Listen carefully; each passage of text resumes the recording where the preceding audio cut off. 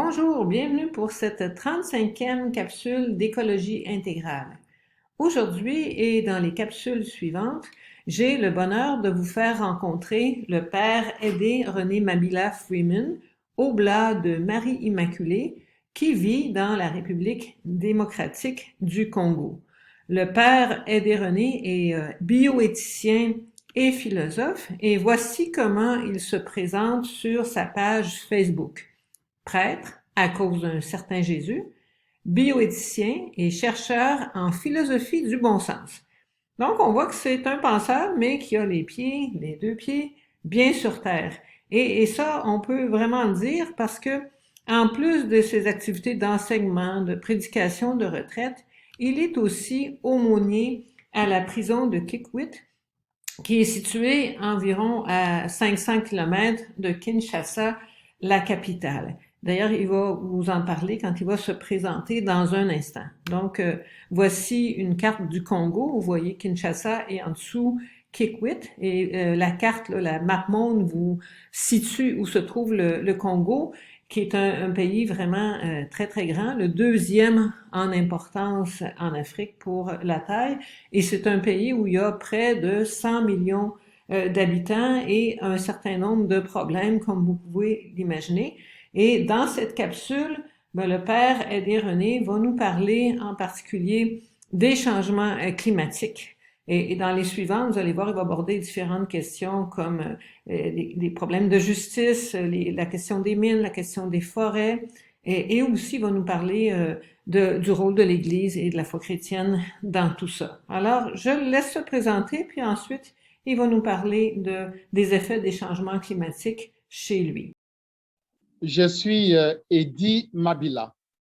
Je suis prêtre oblat de Marie Immaculée, originaire de la République démocratique du Congo.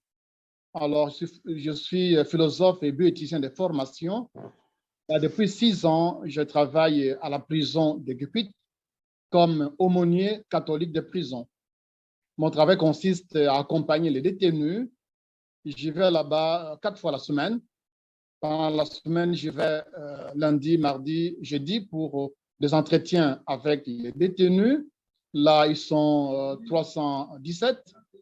Plusieurs prévenus, au moins les 3/4 sont des prévenus. Il y a quelques jeunes de mineurs et aussi une dizaine de dames, de femmes. Ce sont des conditions vraiment infra-humaines. L'État ne fait pour eux, pour ces gens. Il les met en prison, il ne les nourrit pas, ne les vêtit pas, ne les soigne pas. Et c'est les pauvres aumôniers qui doivent se démener pour trouver de la nourriture, des médicaments et même des vêtements pour les détenus. Voilà un peu en gros le travail que je fais. Un travail d'animation d'abord spirituelle. Je les mets en contact avec le Seigneur pour qu'ils se convertissent. Ceux qui font le mal doivent se convertir. Comme il y a aussi beaucoup d'innocents, je travaille avec eux pour voir un peu si on peut les libérer. J'ai des avocats avec moi, je vais voir des juges dans des cours de tribunaux pour un peu plaider la cause des innocents. Dans nos pays ici du tiers-monde, il y a un problème de justice, hein. C'est corrompu, c'est vraiment corrompu. Alors l'Église doit être là pour accompagner ces gens. Je travaille avec une équipe de laïcs qui m'accompagne dans mon travail. Voilà un peu en gros ce que j'ai fait comme prêtre présentement. Et là, je suis à Kinshasa, la capitale de notre pays. Je suis venu pour voir mes médecins pour un contrôle médical de routine et aussi quelques enseignements dans certaines écoles ici. Voilà. Le changement climatique, on le ressent bien chez nous ici. Hein, il y a très peu de pluie. Les forêts, bon, sont ce qu'elles sont avec les bois qu'ils ont coupés par les Chinois en désordre. Non, non, on les ressent vraiment. On les ressent terriblement. Terriblement. On les ressent terriblement. Et les conséquences chez nous, il y a par exemple la diminution de la disponibilité en eau et de rendement des cultures.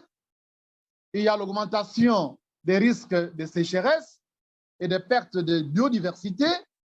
Il y a beaucoup d'inondations et aussi des vagues de chaleur. Ce sont des effets qu'on ressent ici au point de vue du changement climatique. Est-ce qu'il y a beaucoup de gens qui qui sont des petits paysans? De quoi vivent les gens en RDC? Comment gagnent-ils leur vie en général? En général, les gens font de l'agriculture, mais l'agriculture vraiment, je dis encore rudimentaire, hein, avec des houes, avec des machettes, hein, de petits terrains comme ça, pour survivre en fait, pour survivre. Ça, la majorité de paysans dans les villages font des petits champs, ils cultivent du manioc, des patates, un peu de maïs, un peu de légumes, ils vivent de ça. Et là, avec les changements climatiques, est-ce que ça devient plus difficile pour Mais tout à obtenir fait, puisqu'il y a la terre n'est plus bonne, il y a des chaleurs, alors il y a un impact terrible sur les gens.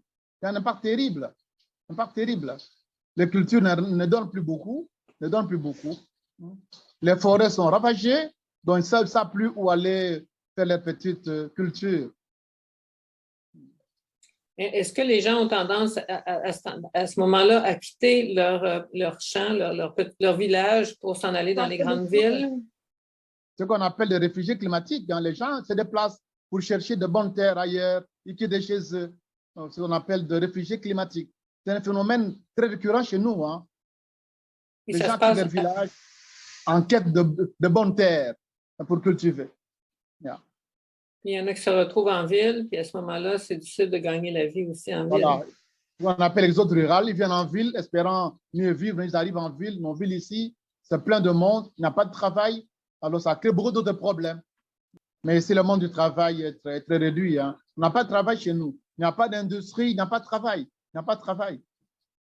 Les gens essayent un peu sur l'informel, ils achètent par exemple des petits articles chez les Chinois, pour les vendre comme ça à la pièce. Donc, il n'y a pas de travail, il n'y a pas d'industrie, à dire vrai. Comme solution, par exemple, que l'on peut envisager, hein, il faut modifier, j'ai dit, les habitudes alimentaires.